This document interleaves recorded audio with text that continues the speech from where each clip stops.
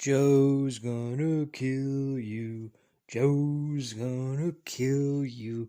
You got it right, folks. Samoa Joe showed up at Ring of Honor, Supercard of Honor, last night after the main event for the World Championship was over to make the save for Jonathan Gresham. Samoa Joe is officially all elite, folks. And that's some good news. He can be utilized for Ring of Honor and All Elite Wrestling. I think he makes a great asset to both promotions. Not to mention Jonathan Gresham being the new World Heavyweight Champion for both championships, being undisputed Ring of Honor World Champion. I found the show to be absolutely amazing. They gave the fans a show to remember. Definitely to kickstart the new era under the control and management of Tony Khan.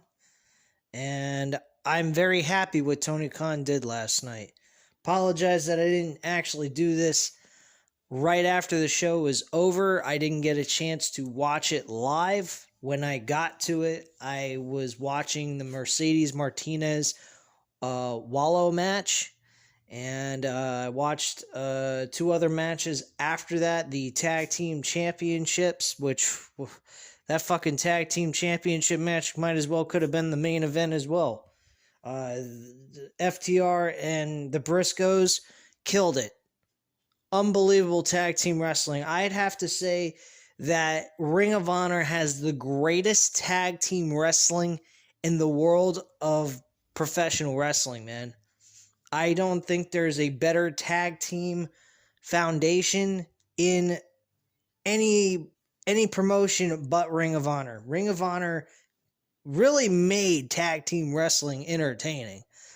I mean, the Briscoes, the Young Bucks, the Red Dragon, I mean, the list goes on and on and on.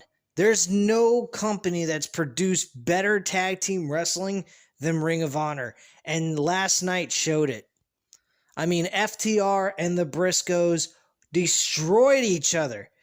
I mean, Dax Hardwood literally did a suplex off the apron onto the floor, and I thought the match was going to be stopped. The trainers were coming in, checking on him, on both Jay Briscoe and Dax Hardwood. And man, did they hurt each other bad in that spot. That was fucking unbelievable what they did there. Eventually, the FTR won with the big rig and got the 1-2-3 for the victory. And man, what a fucking match. And now, on Dynamite, we have two tag team wrestling matches that are going to be entertaining as hell. We already know about the Butcher and the Blade versus the Hardy Boys in a tables match, which the Hardy Boys specialized in besides the Dudley Boys. And that is going to be a really good match. And I would have said that would have been the main event of the show. But after last night and the announcement we got, the Young Bucks showed up, super kicked the Briscoes in the face. Guarantee you we will see the Young Bucks in Ring of Honor performing in a pay-per-view type of situation or on weekly television against the Briscoes in a major match. I guarantee you that's going to happen. We may even get lucky enough to see the Briscoes versus the Young Bucks at a AEW pay-per-view even, for all we know. But things about the Turner don't particularly like the idea of the Briscoes being on their shows because of the fact of the comments that was made by Jay Briscoe, which, you know, fuck him. I don't really care what he said 8-10 years ago. It doesn't really matter. It's in the past. He said some things that were possibly inappropriate and offensive to some people. And he apologize for those comments, because he probably looked back on the comments he made and he said he may have said to himself, I may have been a little out of line for what I said, and he apologized. But apparently, by PR standards, that's still not good enough, so he disbanded that person because he made some nasty comments about, I think it was about homosexuals or some shit. It is what it is. And to be quite frank with you, the Briscoes not being able to be on Prime TV just because of that is absolutely ridiculous. I don't even think a fucking person on the planet knew that. I sure as hell didn't. Until it was announced on, rumors and the sports media shit with the wrestling observers and all that crap. But, I mean, let's be real, man. Briscoes are the fucking best tag team in the world. I mean, you can talk about your Usos, you can talk about the Young Bucks, you can talk about whoever. The Briscoes are one of the best modern day tag team group in the fucking world. And what they did last night proved it. They fucking killed themselves. And FTR earned more brownie points from me and what they did with the Briscoe brothers. I'm telling you, man, that was fucking unbelievable. And this match that we're getting, round number 2 between the Young Bucks and FTR, I think is going to be better than their first encounter when they fought each other at AEW Full Gear 2020. That was, it was an okay match. Not to the particular standards I was looking for. It kind of was like mediocre. It wasn't the standards I was predicting or, picturing in my mind how the match would have turned out. The end result was how it turned out, which I was fine with. It's just how the match went down. It just didn't feel like they were reaching their full potential in that match between the two of them. But this rematch, after what we saw, I'm guaranteeing you we're going to be seeing a different story here. Mercedes Martinez had a match with Wardlow. I got to admit, the match was alright. It wasn't the greatest match in the world. Mercedes Martinez wins the interim women's championship and is going to face Deonna Purrazzo, which should be a fantastic match between these two women. I've seen Deonna Purrazzo wrestle. She's an excellent performer. She's done some really good things in Impact Wrestling, and to see her show up on Ring of Honor to defend the title, I'll be totally for it. I don't see her retaining it. I see her losing to Mercedes Martinez, and I think Martinez is going to be the banner for the women's division in Ring of Honor for right now until they can find something for her to do on AEW.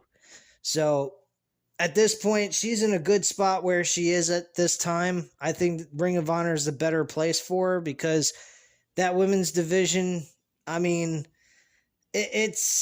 she's really not the focal point, but with her being Ring of Honor World Champion for the women's division will definitely help her out in the future of becoming an AEW Women's Champion.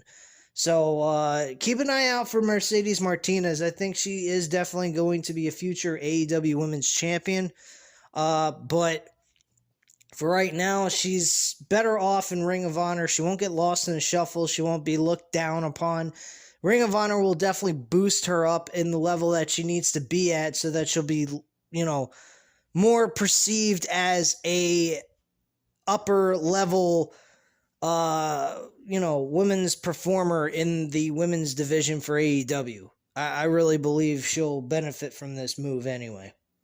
Brian Cage made his debut back to pro wrestling last night. He faced Ninja Mac. Fucking ridiculous. The guy looked like he was part of the Foot Clan. Hell, they might as well go Karrion Kross, Bruce Pritchard concept, and get Karrion Kross with some suspenders and get the Shredder helmet on and get him all set and ready to go over there. just kidding with you guys. Just fucking with you guys, man. No. But yeah, Brian Cage won his match against the Ninja Mac, and it was a very short match. Nothing special here. Didn't really give a flying fuck. Brian Cage looked awesome as shit. But then again, this was like an enhancement match, you could say, and just a squash match overall. Also, Swerve Strickland had a great match with this guy, Alex Zane. They are the ones that opened the show, and they did a fantastic job doing that.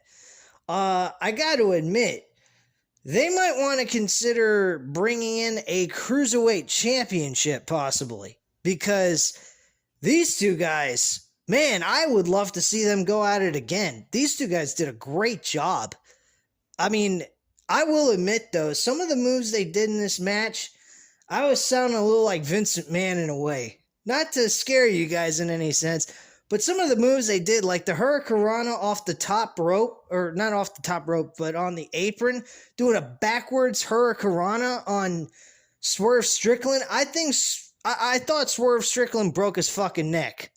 I mean, literally, some of the shit they were doing in this match, I don't blame Vince for not wanting his performers doing that. That is dangerous. It could get themselves killed. I mean, they were doing some really crazy shit. Was it entertaining as a viewer? Absolutely. But what they were doing to themselves was scary. I mean, they could have literally gotten themselves killed, one of them. And fortunate enough, though, they managed to get through the match with no injury or major issue.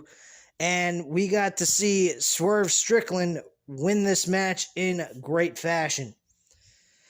The Pure Wrestling World Championship. This is, to me, in my own mind, the secondary World Heavyweight Championship.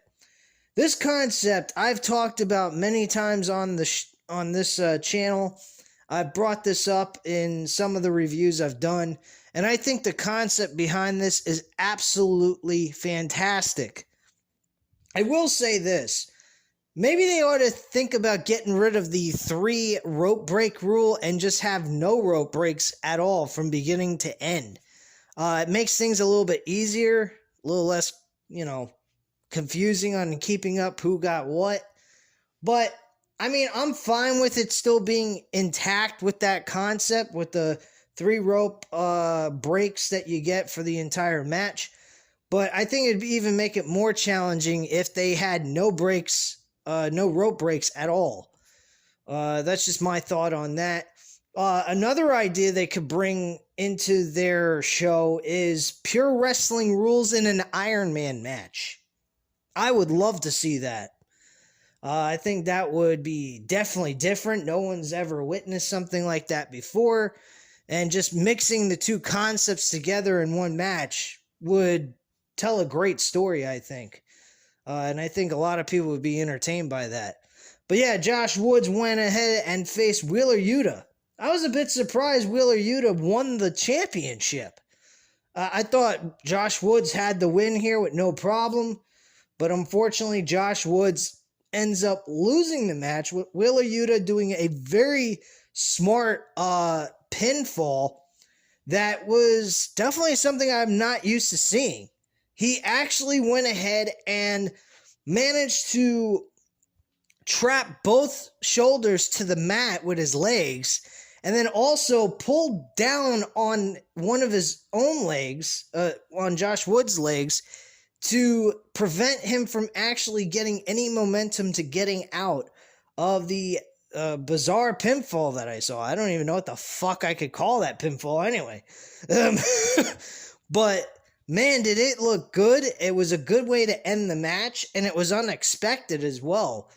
So kudos to Wheeler Yuta and the performance he gave in this match. It was very, technical wrestling, so if you're not too highly interested in technical wrestling, you're more into the flips and dives and the fast-paced movement that takes place within the match, well, then this match probably wasn't for you. But personally, for me, I like to see a little realistic sporting type feel to a match, especially in a match like this. This was actually a really good match, and I praise this match a lot. I'll be honest with you, not too many matches on this card you could really skip. I mean, seriously, if you went back and watched this was a pretty much an almost perfect show, except for the interim women's championship. The interim women's championship kind of was, to me, a little bit of a bore fest in most cases. There were some moments that I was entertained by it, but overall, I didn't particularly, get all crazy over this. And then the Ring of Honor World Championship was outstanding. Bandino and Jonathan Gresham. Oh, man. They did a good job with this main event spot. Despite the fact they had a big rock to climb when it came to the tag team title match. That tag team title match, I tell you what, that was a hard act to follow, man. I don't know how the hell you could say that the tag team title match was better, or the fucking world championship was better than the tag team title match. I mean, there was just so much stuff taking place in this match. There was brutality taking place. I mean, these guys, almost everybody was bleeding. I don't know how Dax Hardwood was bleeding. But man, that match could have been the main event if you really wanted to put that in that spot. But when you have two world championships on the line and they're being unified to be undisputed, it's kind of hard to take the tag team titles and put it over an undisputed championship match. It's a little ridiculous. But on paper, that's what you want to do. But match quality wise, I mean, don't get me wrong. The undisputed championship match was good. I'm not going to deny that. It was a noteworthy main event match. I'm not going to say it wasn't. But that tag team title match just, I can't get over it. I mean, give me a fucking break. That was a great match. And I know I'm praising the shit out of it, but yeah, that would be match number 1 in my book. That stole the fucking show. Yeah, that's pretty much the entire show in a nutshell. I'm sorry I'm not giving you guys a full-on review like I normally do, like giving you the ratings and everything. But let's be honest. Every single match on this show was probably a 4 out of 5 stars. The only thing I would say was less than 4 stars was the women's interim championship match. And the Brian Cage match. That was a bit short. Didn't even feel like it should have been on the show to begin with. Other than those 2 matches, this show is a fucking picture-perfect show. I mean, you got to be out of your fucking mind not to say this wasn't a good show. If you didn't like this show, then you don't like wrestling. Plain and simple. And if you don't like wrestling, don't watch WrestleMania 38, because that'll even make you more depressed than this shit. Holy shit.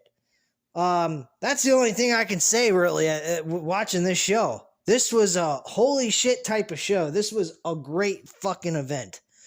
And I give a lot of praise to it. I can't wait to see what Ring of Honor does in the future under the management of Tony Khan. I think Tony Khan is going to make it a mini version of AEW and get it to the level that it used to be at before the Young Bucks, Kenny Omega and Cody Rhodes, and some of the other big names left Ring of Honor to go do something else with AEW. AEW, by the way, the Young Bucks brought that up too in the promo. Oh, this is funny. They go, hey, you remember us, the Young Bucks? Yeah, that's us guys. We actually made Ring of Honor really important. Then we went ahead, ventured off, and actually created our own company. And then we bought you guys out. Isn't that funny how things work? I thought that was fucking hilarious, man. Even though we know they didn't buy them out. It was Tony Khan who bought them out. But still, I mean, they were the founders of AEW, creating the idea of this company. And then Tony Khan coming in with the money to provide them the ability to have this company to existence. Bottom line, though, guys, this was an excellent show. Samoa Joe came down. Oh, yeah, Jay Lethal with Lee Moriarty. I forgot about that. What the fuck's wrong with me? Jay Lethal, Lee Moriarty. Man, this was a great match. I cannot lie. This was an amazing match between these two guys. I forgot all about this fucking match until I started thinking of Jay Lethal and what he did. at the end of the world title match. But yeah, Jay Lethal and Lee Mori already killed it in their match. Jay Lethal actually did something in this match that reminded me of what Cody Rhodes did when Cody came into Ring of Honor in his debut match against Jay Lethal at Final Battle. I think it was 2016. He went ahead and low blowed Jay Lethal and then hit the crossroads and got the 1-2-3, becoming an official heel in the independent wrestling circuit. So this kind of reminds me of the situation with Jay Lethal from last night. He low blowed Lee Moriarty and then connected with the lethal injection to win this match. This was a definite need to do that. They did the right thing here. Jay Lethal has been on a very bad downturn. He hasn't done much of anything in AEW right now. And with this heel turn, it's definitely going to do him a lot of good. It's going to help him on AEW. I think his focal point should be in Ring of Honor for right now until he gets some momentum under his belt. And I honestly believe we're going to start seeing Ring of Honor performers making appearances at AEW shows. Maybe just on Dark, possibly. Who the hell knows? But you can guarantee this. You're going to start seeing some Ring of Honor stars getting placed in the AEW spotlight because they need it. They need to have a larger platform. Being in Ring of Honor is great and all, but they need to have that AEW platform to really get noticed by the general public. The general public don't know a lot of these guys. Unless you're a hardcore wrestling fan, you don't know who a fucking Bandino or a Jonathan Gresham is. You don't know who fucking Jay Lethal is. Jay Lethal hasn't been highlighted enough on AEW to really get that main event type feel like he does in Ring of Honor. I mean, the Briscoes even are not a highly, well-known tag team in the general public, would see like an Uso or the Young Bucks. I mean, give me a break. I mean, I love the Briscoes, but they're not in the same level that the Young Bucks or Usos or any other tag team you can think of in pro wrestling. So, bottom line, this is a definite need for Ring of Honor to exist because some of these guys in AEW are not getting the spotlight right now. People knowing that AEW now owns Ring of Honor is going to make people want to tune into Ring of Honor and see what they do. And WWE, just a little word to you, you'll see that AEW is going to do it right with Ring of Honor like you guys should have done with NXT. See, the bottom line is, yeah, you're doing it correctly, adding some few main roster guys into NXT to get people interested in what you're doing on NXT with some of the main roster guys, seeing them kind of like, fight each other. But they're not going to make... They're going to go ahead and also, when they bring these Ring of Honor guys up to the upper level in their company to AEW, they're going to be treated with respect and actually cared about. Unlike you guys, where you go ahead, you create good talent in NXT, and then you take them, bring it up to the main roster, and then you destroy them and rebuild them in your own image into a fucking joke show because you really don't like them to begin with, and that's the reason why you do it that way. So that is the reason why NXT under Triple H's, management failed. It failed because of what Vince McMahon did on the top tier end of the WWE roster. That is the reason why it failed. Every time they brought up somebody new, what happened? They got destroyed. After Karrion Kross, I stopped caring about NXT. I saw no point in watching NXT and then seeing them move up to the main roster to ultimately fail. What is the point of them moving out of the NXT roster then? There's no point.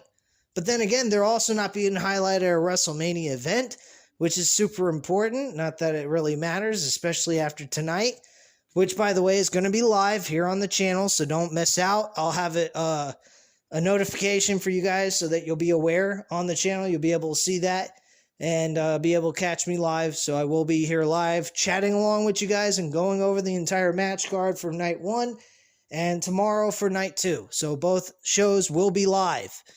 But bottom line, guys, this is the best thing you're going to get for this wrestling weekend. And if you're expecting anything from WWE to entertain you, give you anything worth, cheering for, count yourself out. You're going to be sadly disappointed. This show is going to fucking suck balls, and I can't wait to demolish it and drop an atomic bomb on its ass when I'm said and done with my review tonight and tomorrow night.